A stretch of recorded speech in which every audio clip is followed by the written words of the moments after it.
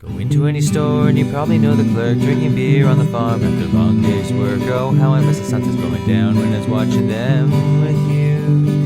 And here in the city, the idea of a treat is going to the movies, trying somewhere new to eat. Oh, now I miss the country only less than I miss you. And they say that my truck is bad mileage for the gas in the country, someone's hauling. I never want to pass in the country, always ready to step up and lend a hand. Put you back to your task. Pip up and help a friend. I miss the sky, I miss the field. How are you now? Good, and you? Not so bad. Wow. It's a final show of this season. Not the season finale, because we did that already. This is the final show of the season. Well, and we have officially moved into when we started this podcast, these episodes were not available. This is true. So, yeah, we when we went to Canada to watch this, they didn't have this one out yet. So Nope. Yep. So True story. I want to do a little housekeeping. First thing first, our Indiegogo campaign complete. Woo! We got $2,000. I mean, it's not complete because it's not complete until the 30 days are up. Right. So it will go on and be available until October 5th, as I understand it. Does that mean if people wanted to donate more, could?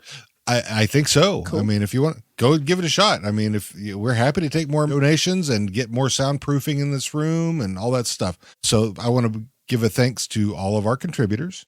Victoria, who put us over the top, who put us at our goal. She put in a big chunk of change. Woody, Heather, Elizabeth, Valerie, Eric, and Heidi all contributed and got us to our goal. And probably for the first time that you're reading off a bunch of names, I personally know two of them. Yep. And everybody else is someone we know from the show. Yeah, exactly. And like I said, funding doesn't happen until the full completion of the campaign, which is October 5th. And I've already got a new Shure SM7B mic. Yeah. Hopefully that will be make us a lot more evenly leveled. Right. And hopefully solve that complaint that I know everybody has because I'm so clumsy, not knocking my nose on the microphone when I'm talking. It's a much softer mic. It's a much softer mic, and it's at a lower profile. It's not over and I my can face. I can see your face. You can see my face because that's what you want to do. Yeah, and as soon as the funding is completed, I will get our Rodecaster Pro mixer, which will eliminate a lot of other things that are that take place with mixing of the levels and having a remote guest. So I'm really looking forward to that. And then we'll see what's left over from that. There'll probably be more sound treatment types of things. And I will the swag for those who contributed and have swag orders. I will get that out to everybody ASAP. There are a few who get a bit more, like Victoria. Yes. And actually, I think it was Heather or Elizabeth. I don't have the numbers next to these, so I can't remember which switch, and I apologize. But was I think our one and only $100 contributor, and so that means they get a date with us. Yes, they get a Letterkenny date with us for an hour. So interesting. Okay, so it'll be. I don't know what I agreed to there. It's online one-on-one. It's going to be our own session. Yeah, with them. Aww. So our Patreon is still rocking. We're up to 15 patrons. We're working at about $48 a month, which helps go to. I mean, because hosting is not free. Web hosting is not free. Squadcast is not free. So that goes, I mean, we have to pay for those things out of pocket. So that helps hugely. Oh yeah. And I'll read off the names to this. So we have Kevin Wack, who has been on the show, Renee Encarnacion, who will be on the show, Pie Guy, Dennis Guggen, who made our custom pop vinyls for us. Cool. You can find him on Facebook. Dennis Guggen, Gugin, has amazing custom pop vinyls. Shane Winsma, who we gave a shout out to for his bike ride. And I'll have to find the email real quick before the end of the episode, and I'll read that off. Yes. Because he said it was a great success. Heidi, Valerie Lopez, our good longtime friend from Comedy Wham podcast, who's been on the show and will be on the show again. I wanted to give a reminder out to have everyone check out her. She's done a few interviews with the cast of Letterkenny, including 2, I think, with K. Trevor Wilson. And for some reason, I almost always say K. Trevor Noah. Especially because we just watched his stand-up the other day. So anyway, yeah, Kate Trevor Wilson. And then she had one with when they all came down to Austin and did the full-on recording or release of what was going to be happening with the Hulu thing. Shanna, Lisa, awesome, is our trivia maven, and she also helps us out on Discord. Monica, Kyle, Matt, Courtney, and Mitch. And one thing I neglected to do, this was with Pie Guy, and I ended up doing after we'd already released, I did an ad for on behalf of Pie Guy for a podcast network called Gamefully Unemployed. And I want to make sure that because I forgot and I should have done it already. And when I screw up, I'm going to pay you back double. So Hell yeah. Anyway, so Gamefully Unemployed is a Patreon/community/podcast network. And it's the other thing I did when I recorded the ad. One of the guys who does it his name is Tom, and I said Tim. So I apologize for that. So anyway, Tom and Dave started Gamefully Unemployed after they lost their jobs at cracked.com. There was a bunch of people. It wasn't just them. So it was like they were the naughty boy Cracked. I mean, there's plenty of naughty boy Cracked, I assume. Sure.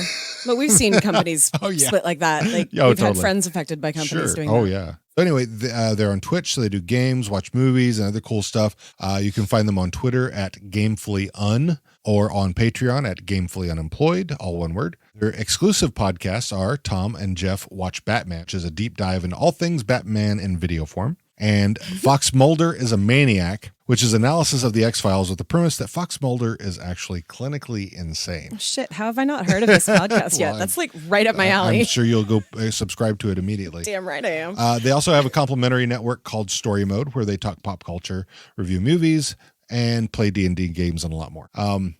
So we also have a new cast interview. It's not scheduled yet. I'm trying to work out the time. We do have approval from the Letterkenny, what's the word? Producers. Thank you. Sometimes my brain is a little sluggish. So we got approval from the Letterkenny producers. Well, Patrick McNeil, who plays Connor, the vaping skid, and we'll get something set up with them in relatively short order. Hopefully we'll be able to get it out for the recap. That show. would be really cool if we could do that. And he's a super, super nice guy. So also don't forget we have merch, and I made a quick, easy link to get to it. Just go to howareyounowpod.com/merch, and it'll take you right to our merch site. And I want to thank our guest host and musical guest from last week, Aaron Ferris. We had a great time chatting with him about an episode that's not really super popular with a lot of folks, but we've got word back that our take on the episode made the episode better. So from a few people. Yeah. So thank you, Aaron. Also, thank you to the Highway Thieves. Great tunes for the episode. You can find them on thehighwaythieves.bandcamp.com. And on this episode, our musical guest is Greg Spencer Music. We'll have all their info in the show notes. And our guest host for today is RJ Sundancer, here to chat with us about the season 4 holiday episode, Super Hard Easter. RJ, how are you now? Good, and you? Not so bad. Oh, man. So tell us how you got into Letterkenny and, what it is that you love about Letterkenny. Oh, man. I love the puns, the quips, squirrely Dan's random S's at the end of words. Oh, it's just beautiful. Every bit of it. Not to mention, Katie, rockin' bod. Oh, yeah. So how did you come about, how did you find out about Letterkenny? This girl I knew from high school named Emma told me about the show, and I checked it out. It was amazing. Well, that's a good friend right there. Absolutely. Yeah. And so how did you find us and what kept you listening to us? I actually can't remember how I found you guys. I think I stumbled across you guys on Spotify. Oh, no. I was in Letterkenny fans on Facebook, and someone mentioned the podcast. Nice. So, yeah. That's very cool. Yeah, the word of mouth is kind of ridiculous that, some people come to our Facebook page not knowing that we're a podcast, and then they're either pleasantly surprised or they're very confused. Yeah. It's funny how many subscribers we get that say, do you listen to our podcast? Nope. Nope. Okay. You don't have to. It's not a requirement. It would be nice if you did. But it's because people are cooler if you talking did. about Letterkenny, and it's become so big that we thanks to them, we're writing on their coat. Yeah. Which is kind of weird. I literally had someone on Facebook last night when they found out I was at the same concert as them ask if they could come fangirl by me. And I'm like, what do I do with that? Like, that's awesome. And to that person who said that, I was extremely flattered. So please don't be embarrassed. But it was just like, what happened? What's going on? That's cool. Yeah, I definitely came for the banter and stayed for the show. Nice. We appreciate that about you. So do you have anything you'd like to plug? No, actually. I was hoping I would, but I don't. No, it's okay. It's totally okay.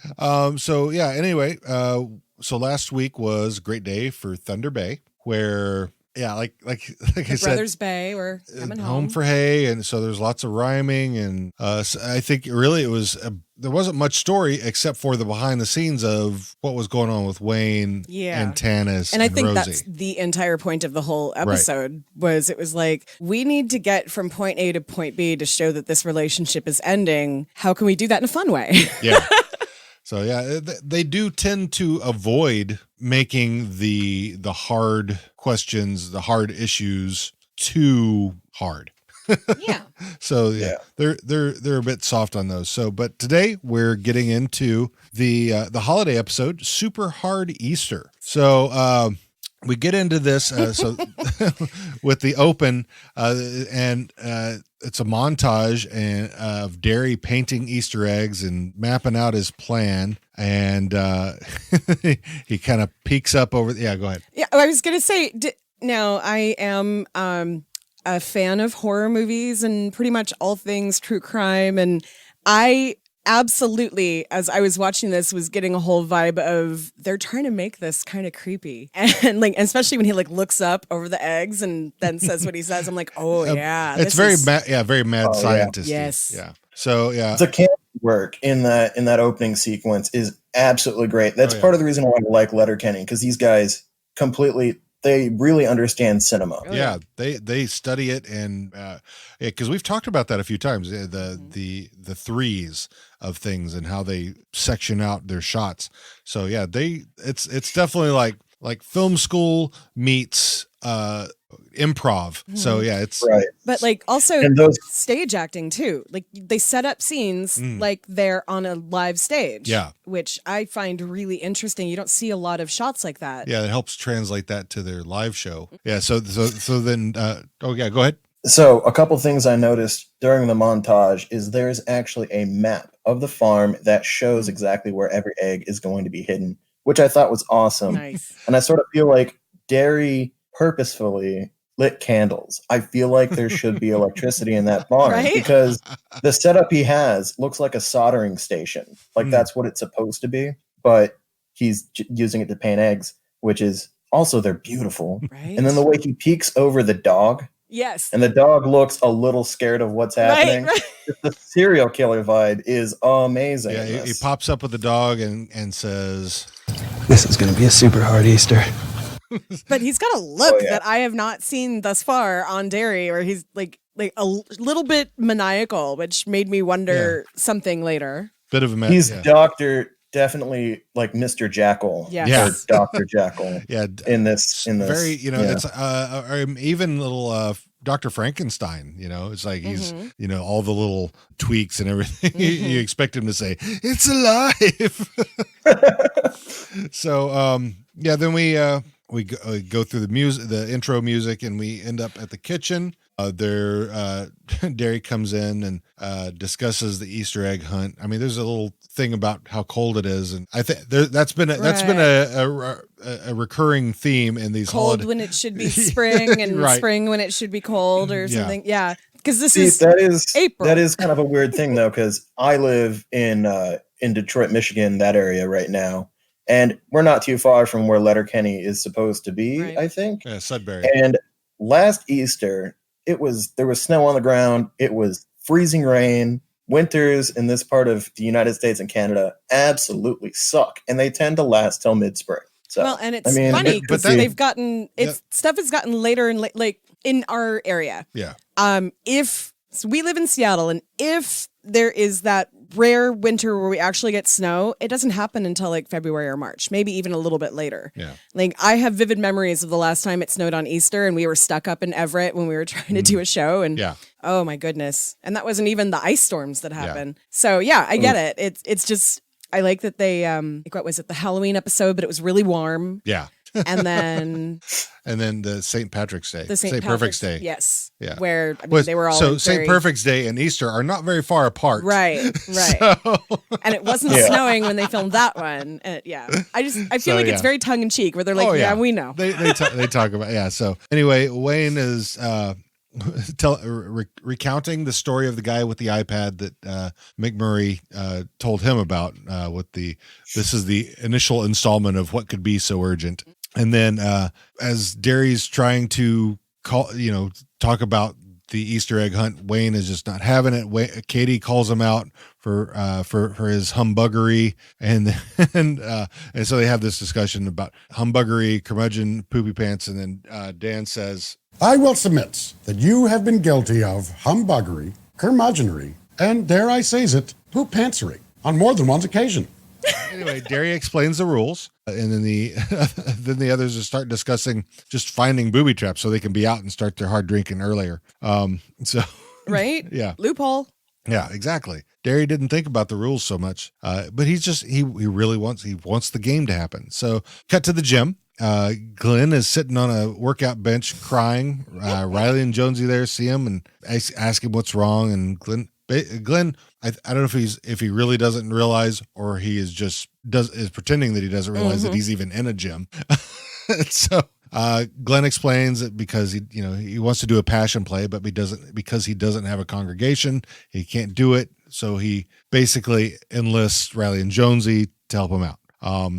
And so he starts off saying that he needs someone to help judge him. Riley and Jonesy say, we know just the person. So can I just say that I love this scene, probably my favorite scene actually in this episode, because Tierney is just the best at trying to make Glenn both enjoy and not enjoy himself. Like this whole episode, he's always closeting something. He's always, but it's not necessarily. It's not his sexuality that it's like I think he's closeting how much he wants. Yes, yeah, that's my point. Like he's sitting there and he's like, when they are working out and he's like, no, we don't have time for this. Well, maybe, and he pulls out his cigarettes. Maybe we got a minute. Ooh, the twisty thing. I like the twisty thing. Oh my God. That's me when I'm fighting flirting. Oh God, you did the thing. Okay. So then we cut from there to the skid basement with Roald and Stuart. Yes. Stuart sits up and realizes that Connor and Darian aren't there. Stuart asks where Connor and Darian are. Roald explains that they're off to visit their families for Easter, and Stuart's very confused. He's just coming off being high on. He just snorted something as the scene opened. He's got the drips.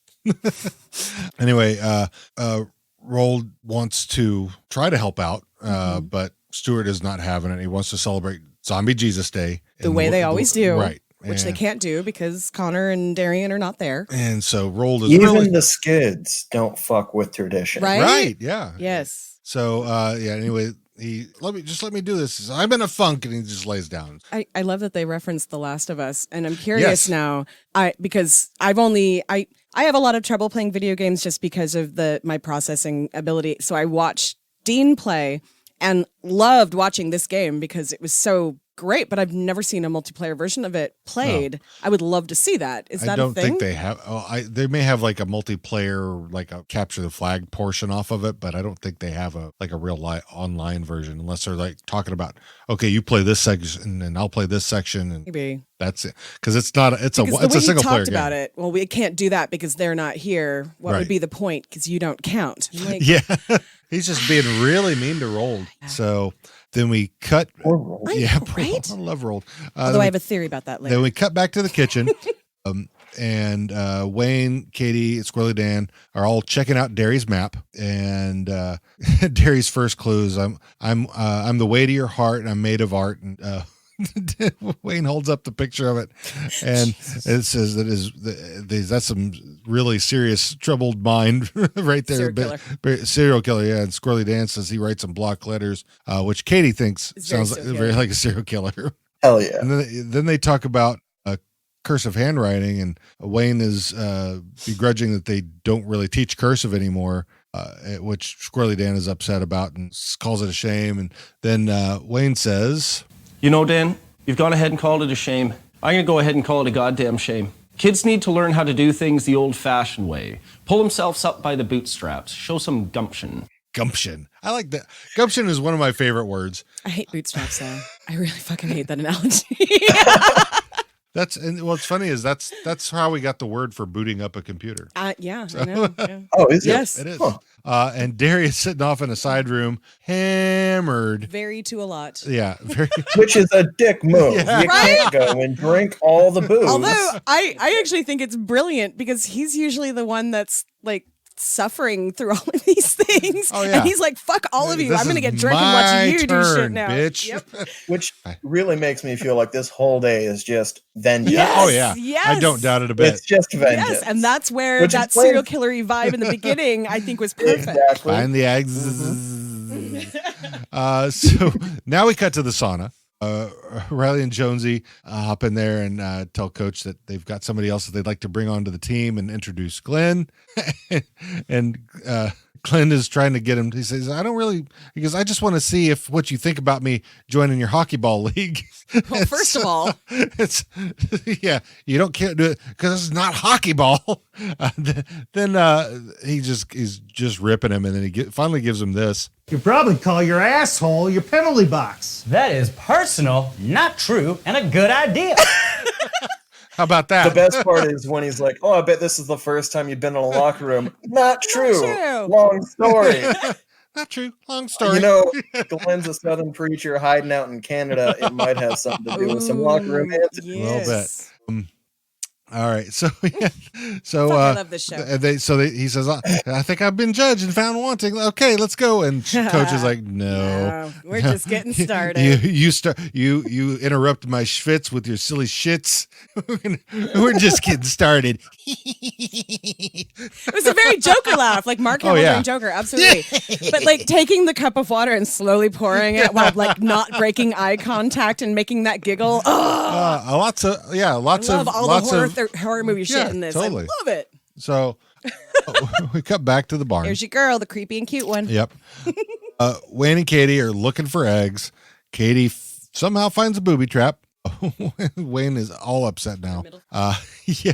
So then Katie says, "Okay, I'll still help you. Read the next clue." And I'm soft and I'm hard. I'm right in your yard.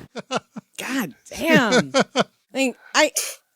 I have no clue what any of these Right? things mean. I honestly, it's got to be just nonsense to make. Well, it can't be. well, I think the first one was a fart joke. Honestly, What was the first one again? the first one was Next to your heart. No. yeah. I'm Way to your heart. Way to your heart, and I'm made of art. Of fart. So I think that was supposed to be native. I think that was supposed to be a fart joke. That's just my opinion on that. I could be wrong. I wouldn't be surprised. There's a lot of fart jokes in this show.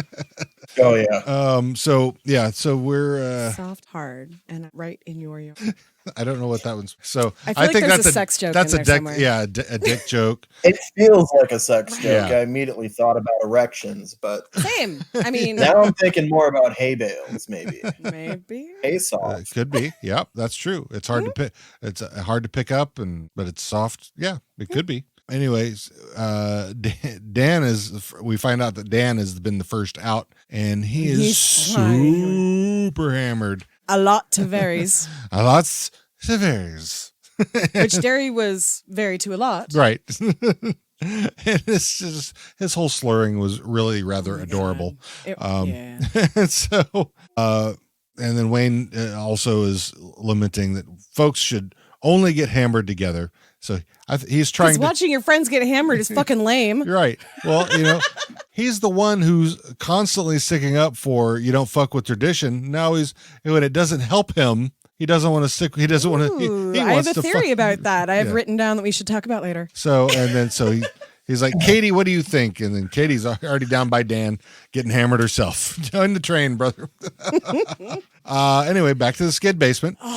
This part. And Glenn is sitting there in the chair, and Riley and Jonesy standing on either side of him, and Roll just looking at him with these eyes, like, why are you here, Glenjamin? Oh, Glenjamin's so sexy. I love Glenjamin. So Roll Why asks, are you here with them? hockey?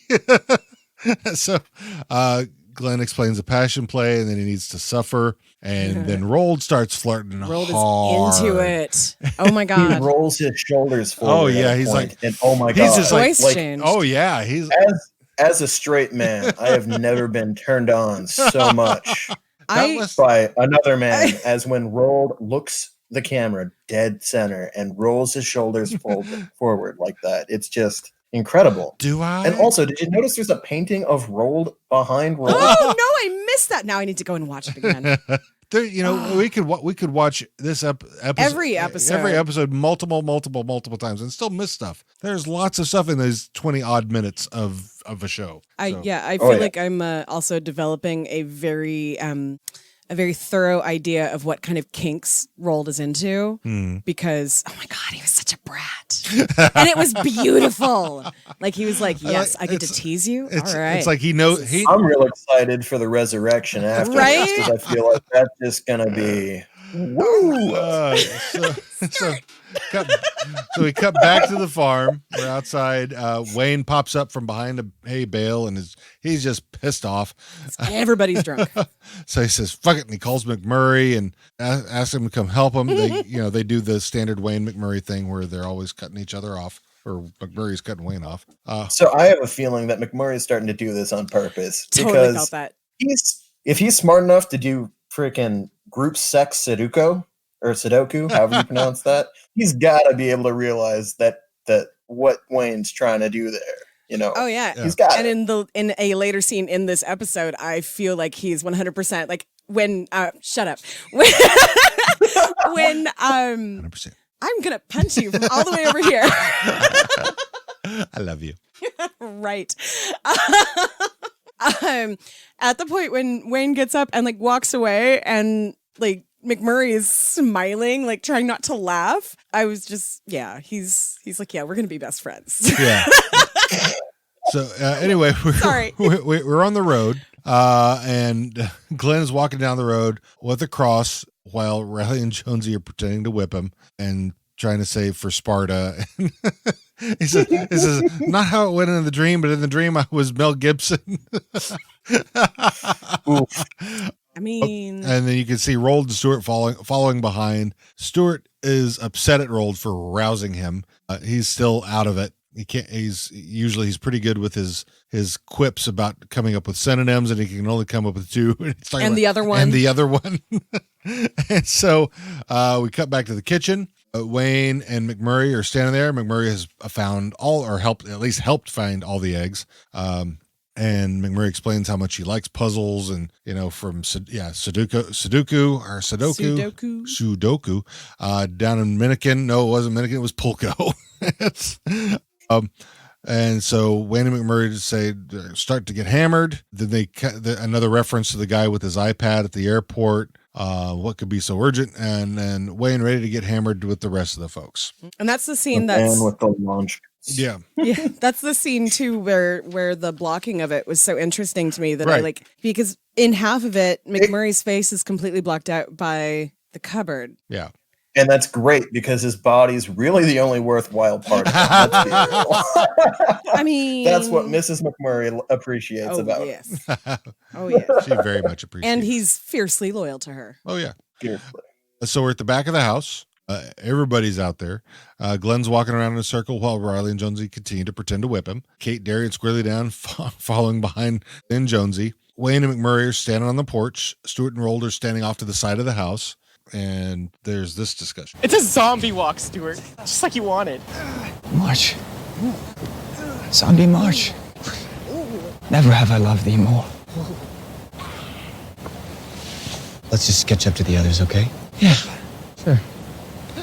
Cool. That's cool. Oh, that awkward kiss. There's where my theory really took hold. So they run off. Yeah. Roald loves Stuart. I mean, for everything. I mean, you want to talk about this now? Well, no, we're almost there. I have a whole thing about We got one that. scene left. Yep. So we back at the kitchen table because Wayne and McMurray didn't understand the fuckery that was going on with that whole scene. So they go back in the house. Wayne's trying to talk to McMurray, and there's all this cutting off, and Wayne realizes that he and McMurray really aren't so different, but that McMurray just can't keep from talking over him, and even he tries to one more time to talk to him, and Murray just can't not talk, and finally Wayne is, Fuck's sake, McMurray, I'm joining the fucking zombie walk.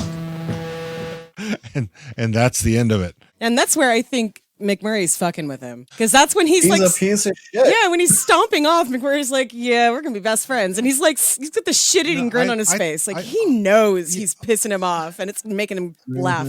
You think he does? I really do. Like in that scene, Absolutely. especially that made me feel like it, because he's when Wayne's like, and just I'm gonna count to 3, and then you say nothing. He's like, I'm gonna say nothing. All right, counts to 3. And then McMurray says something like that's not. It would have been hilarious if he straight up just said nothing. Because then I would have gotten, okay, maybe he's like numbers smart, but actually like a social idiot. But it no, could be another, because he didn't just straight up say nothing. He's got to be fucking with him. I think so. Is it? I don't think it started off as him fucking with him, but No. like I think he figured it out pretty quickly that Wayne was tired of, like, got frustrated with it and went, I kind of like making him frustrated. Well, no, because the whole discussion was taking place was that they were both on the same track, and that I think it really excites McMurray. I mean, he can't he's got problem with his social cue, and Mrs. McMurray definitely does not help him with that at all. I don't necessarily think that that's a social cue. I think he picks up on the cues. He just doesn't care because, and that's just what I see there. Which is what makes him such a piece of shit. Right, exactly. But then he feels bad if people don't like him. So but I don't think it's. I don't think it's what you were. I think he leading to there. Yeah. I'm not. It's hard to say with and maybe what they're trying to show is that Wayne has definite real issues with social cues versus somebody who's just socially awkward, or just being an asshole. Yeah. So, because it's hard to pin them down.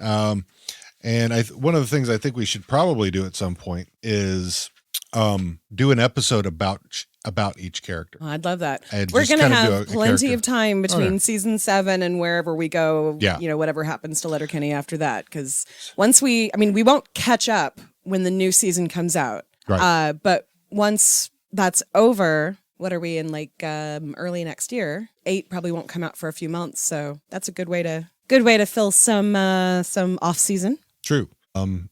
So yeah, we've got some questions from our DGen folks out here that I want to read off for our thoughts, theories, trivia, and such.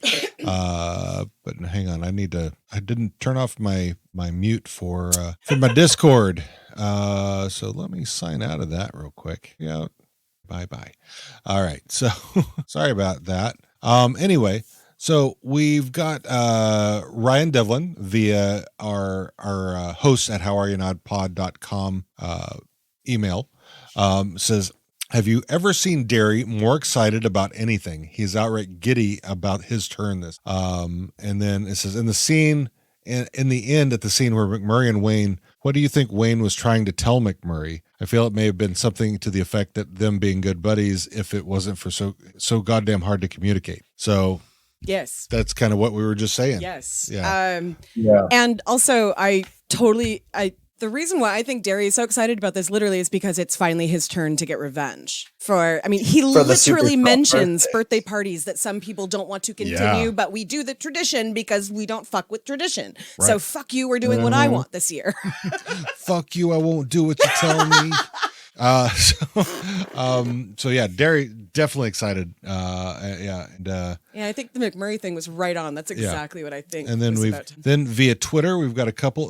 The Booty Warrior, which is at XBuckshotLoveX. I wonder what special holiday they may have this upcoming season. Ooh.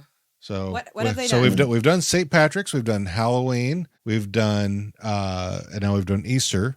I know we have a Christmas one which we haven't gotten to yet, And Valentine's that we and haven't gotten Valentine's. to on Yeah. this, yes. So what else? Has there only been 5? Yeah. I'm sure there's. Oh, they'll probably do a Canada Day one, right? I mean, you got it. because they usually they up until Or this Queen season. Victoria Day. Up until this season, they had released on Canada. True story. So yeah, I don't know. It could be Canadian Thanksgiving. Yeah. Do they even have Yes. one Yeah, of those? they do. It's in October. Although they treat their natives worse than we do, in my opinion. But anyway. Sort yourself And out. we set a really low No, bar. right? That's the one thing that and hockey they beat us at. So. Yep.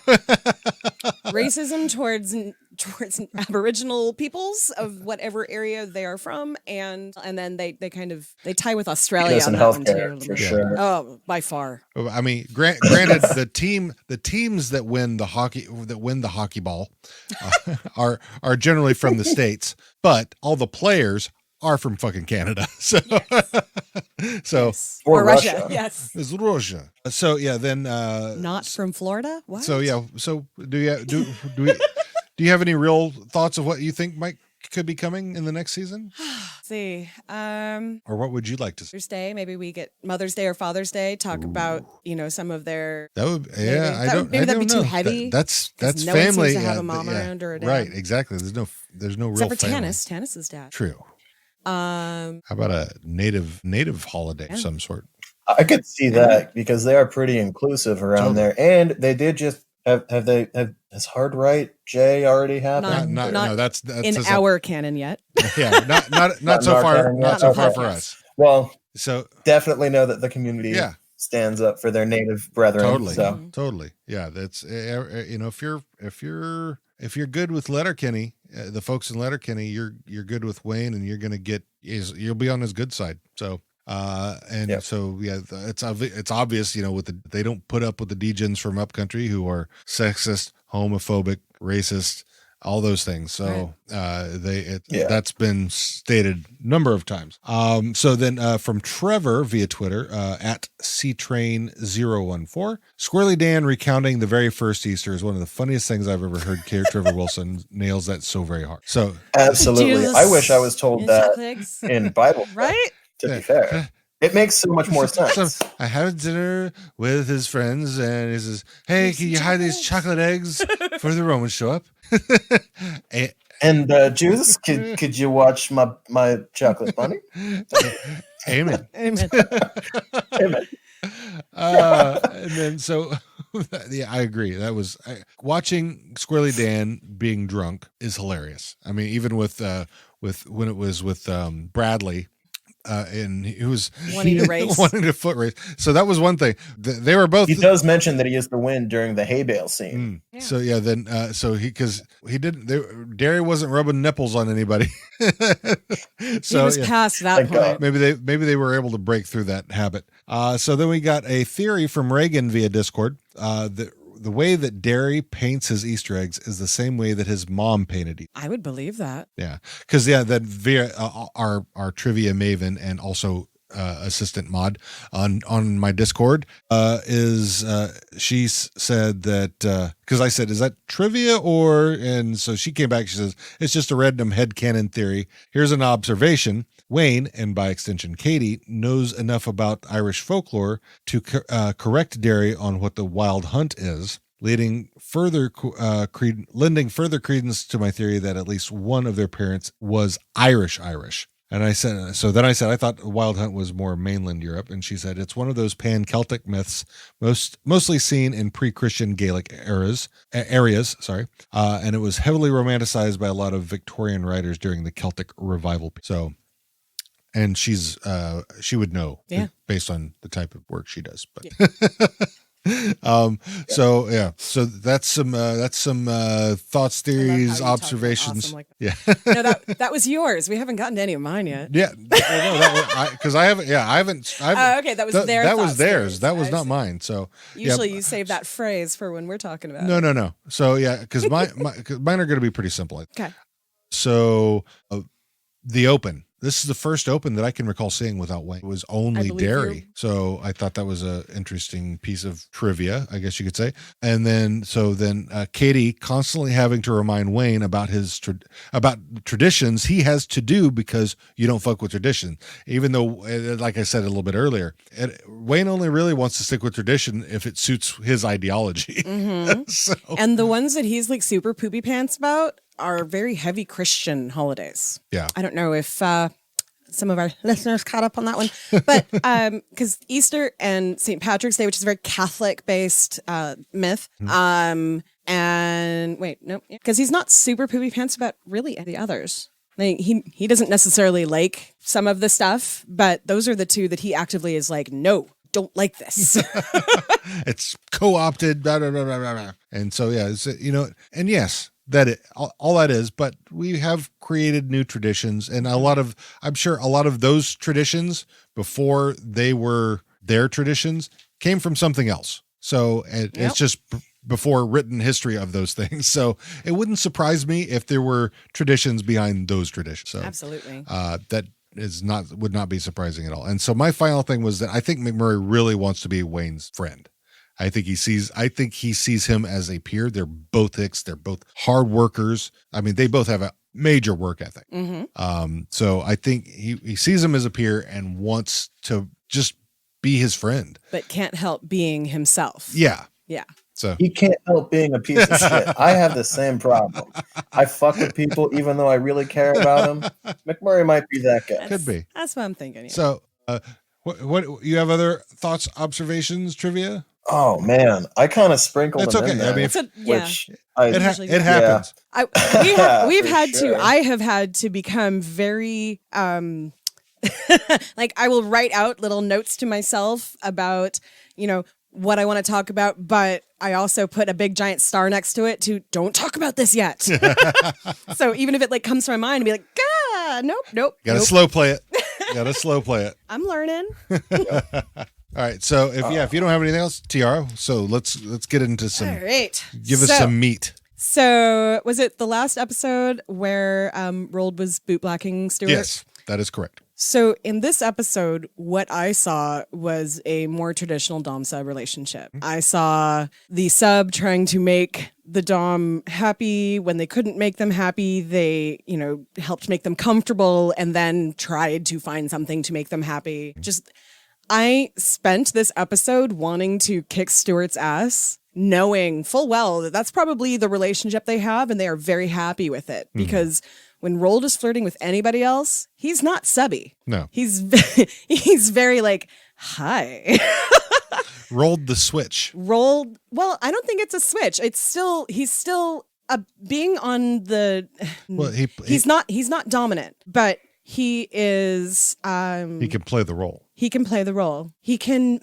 How do I explain? When I said earlier that I saw him as a brat, that's what I'm talking about. Okay. When he flirts, he wants to make someone either uncomfortable or very horny. Yeah. But when he's with Stuart, it's absolutely different. So he's being a bratty sub. Yes. Okay. Exactly. All right. Exactly. I see. Yeah. Whereas I'm with you. he's fully submissive. I'm with Stuart. not. I guess I am used to seeing more of the Traditional. the female brat. Yes. Yes.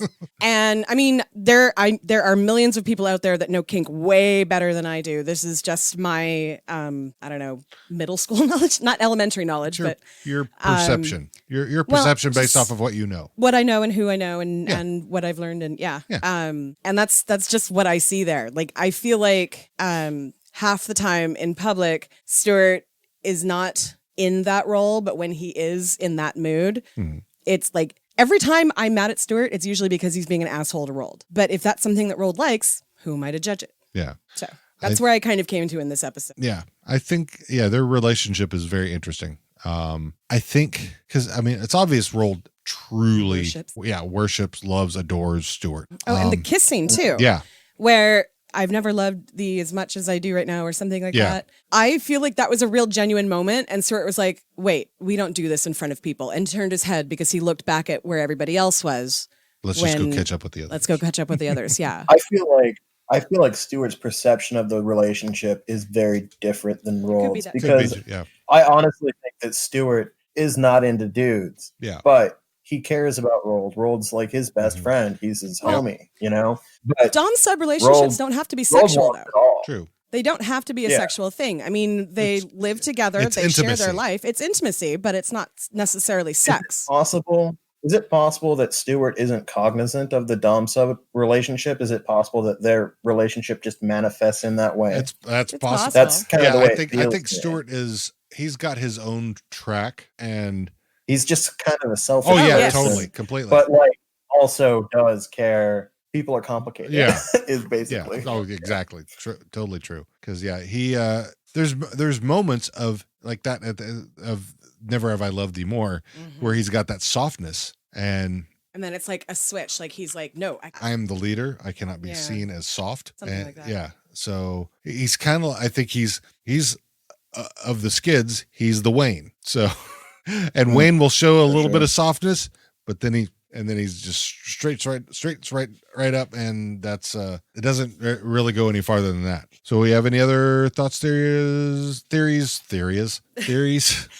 There's just one other thing that Wayne said this throughout the episode, and it was just little throwaway fuck futter. I'm like, what is fuck futter? I want to know. He said it probably 4 or 5 times.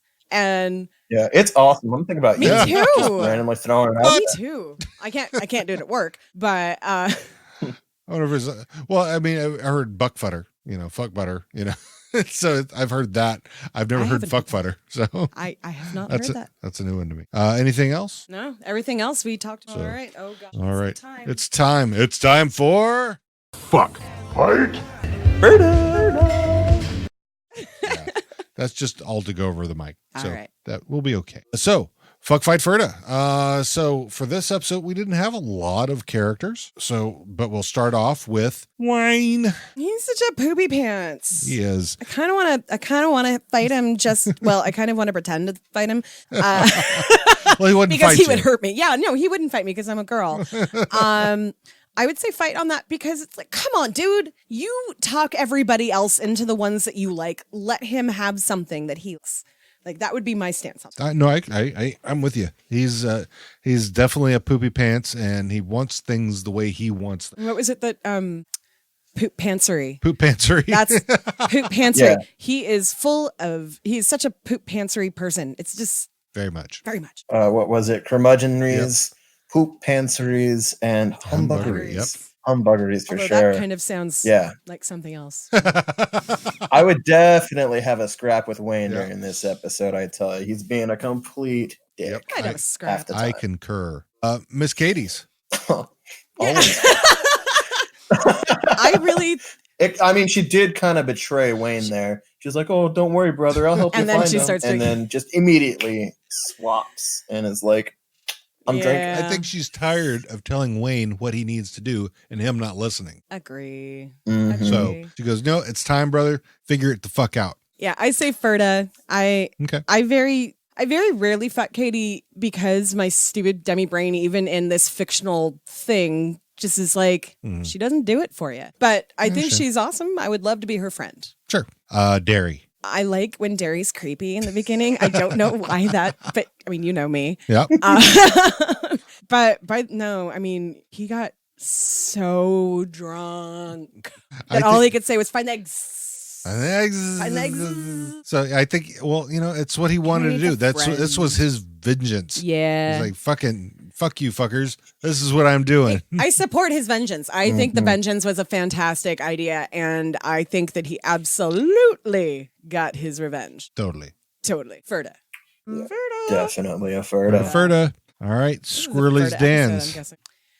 I want to sit at a table with a couple of my friends who have all had just like 1 or 2 drinks, with Squirrely Dan, who's had like a bottle of Gus and Brew, and I want him to just tell us stories where I'm like, we're just historical stories, like drunk history. Yeah. Yes. Oh my God. That would be amazing. Right? Because seriously, like I just want to sit there and like drink wine and enjoy and laugh and enjoy. Like this episode made me want to do that. I'm not a big drinker, but I definitely smoke a J with Squirrely Dan. Yeah. Aw, fuck.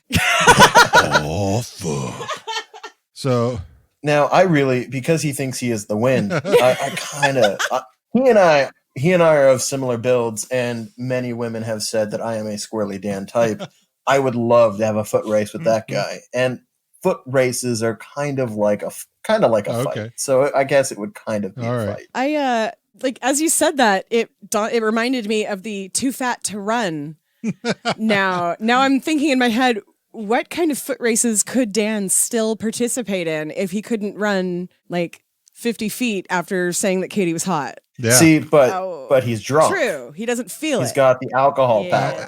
Alcohol. So what are you saying? What did you say, T? Ferda, okay. Because I want to sit and watch him talk. Gotcha. Listen to him talk. Glenn. Jesus, Glenn. If I was a gay man, I would have enjoyed this episode a little bit more. Yeah. Because especially all of the interaction between Glenn and Roald. Yeah. I loved every second of it. Oh, great. Like if that had been someone that I could imagine being with, I would have been like, yes, for either of them. True. So I am, I think, for the first time ever, going to say, fuck Glenn. Wow. And fuck Roald too. I'm just going to say that ahead of time because that right. is all tied together in this one for me. All right. Oh yeah, I want it. Me and the hockey boys definitely need to just be in the room, just to watch because that. Oh my god, that actually was that was almost the hotter part of it, where they're like, "No, it's better. Yes, it's better." They need an audience, cool. So I'm going to volunteer to be that audience. So I'm going to go with fuck. You're going with fuck on both of them. All right. Oh yes. Get after it. Yes, Roald, get some. Riley and Jonesy. God, they're such. They are fucking Ferda boys. Yes, absolutely Ferda, because boys need to. They are the best friends. But the thing is, they did really good this episode. They did. They were really good friends in this episode. They were good friends to Glenn. Yep. They were really good friends to Glenn. This was like they saw their buddy needing something and they were like, shit, doesn't make sense to me, but I will do it, Ferda. Like, that's. And the genuine look of concern on their faces when Coach doubled down. And they looked at Glenn, and Glenn's like, what? I think Glenn liked that though. Like they didn't show it, but I feel like that would be a Glenn thing where he'd be like, oh tell me how else I'm terrible. Put me in my place. Yeah, he's definitely a glutton for punishment. What about Coach?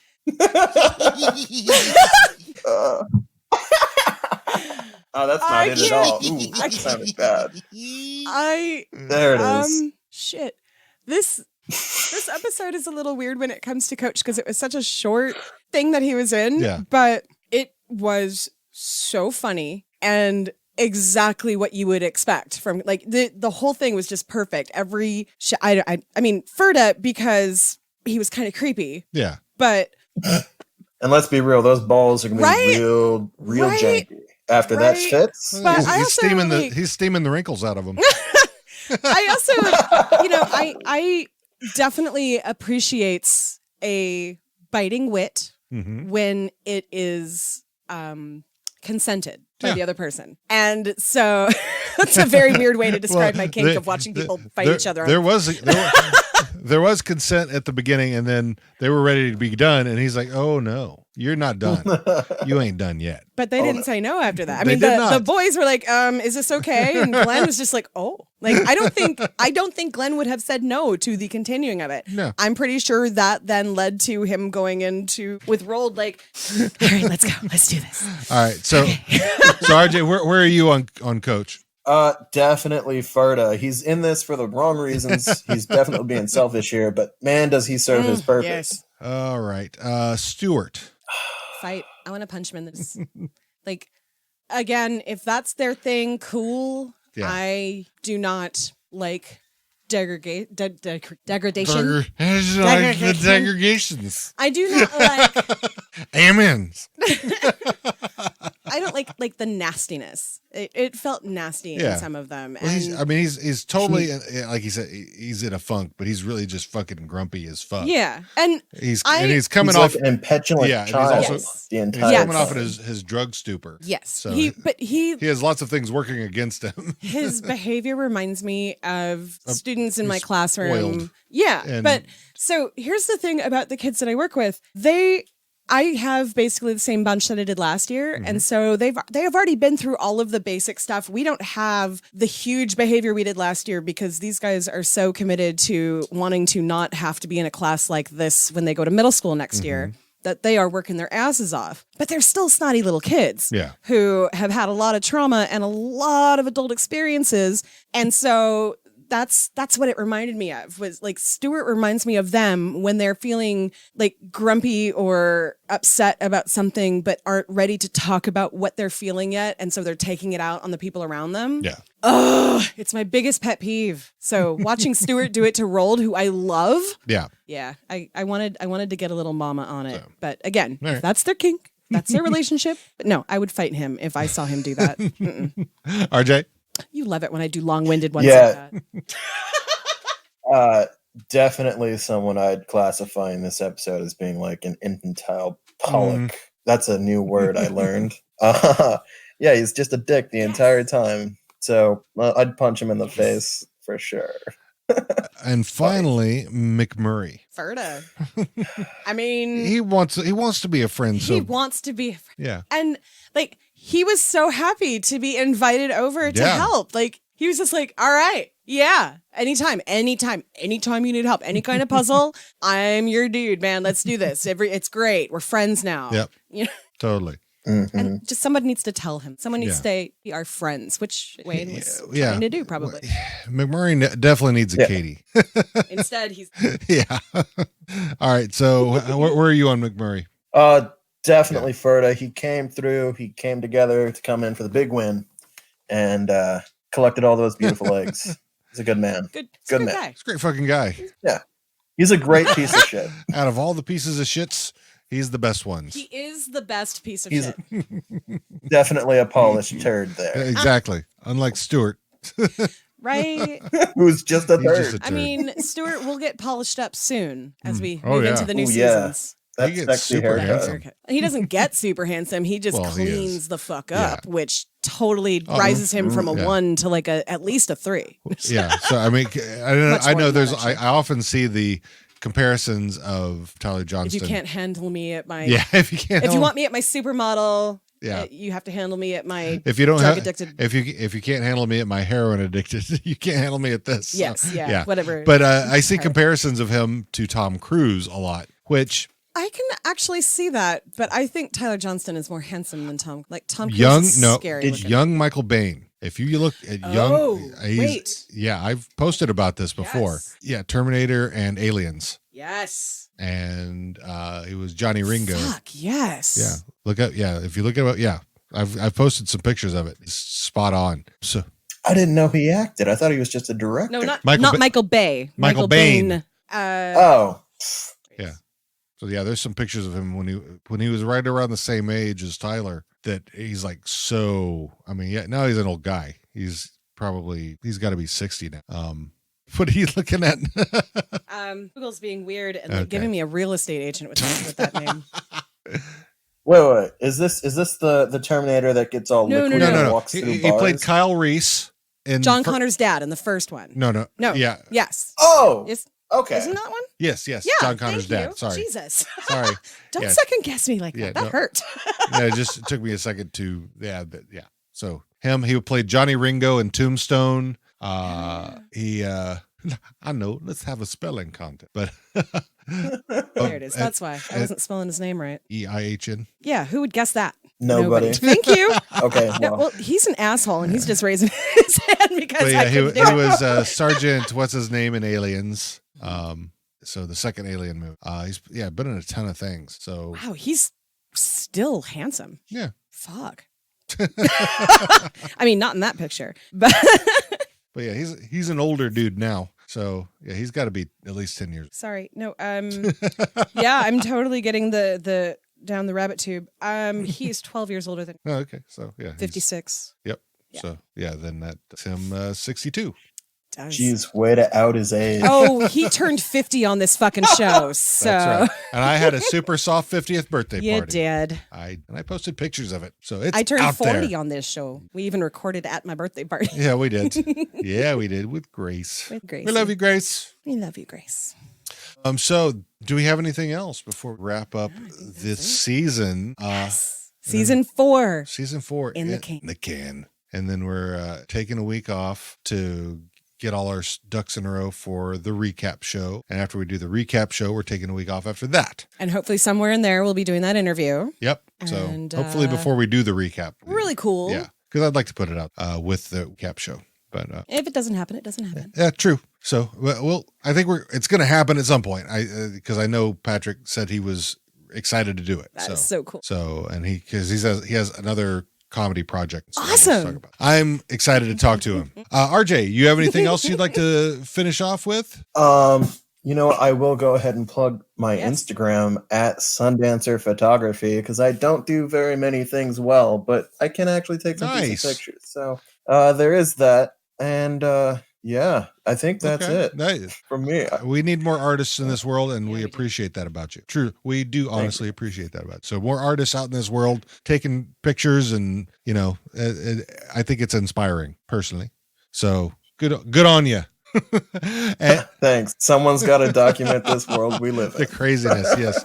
So, RJ, thank you so much for joining us. We really appreciate it. And as we move along, we if we have an opening and you're interested, we'll get you back in here. We don't know what's going on. We're booked all the way through what we have until the new season. Yeah, premieres. I'm not real new season, right? So I'm not booking anything for season 7 until season 7 has been out. Yes. So but yeah, everything else is done. So.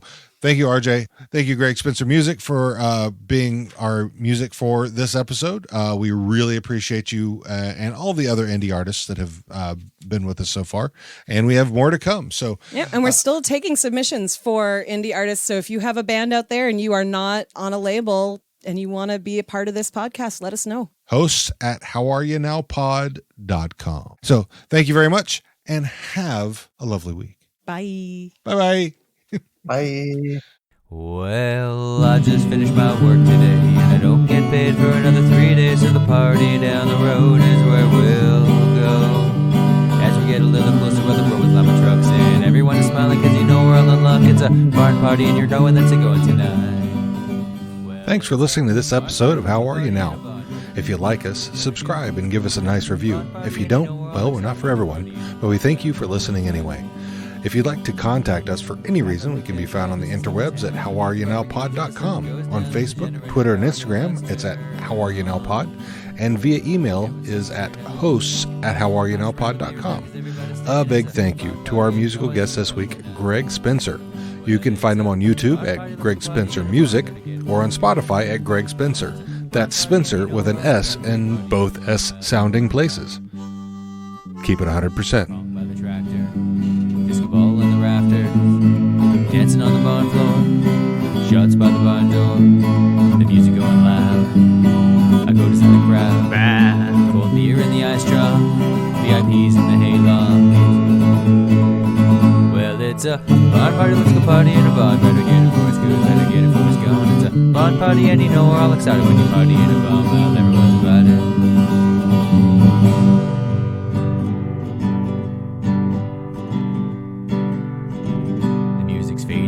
Trailing people shuffle outside to where a stack of wooden skids are stacked up high. Then all the way down the line they pass the torch. You hold it and you raise it until people safely back. You're starting off the blaze, you throw it in the stack. It's a barn party and you know it's a going tonight.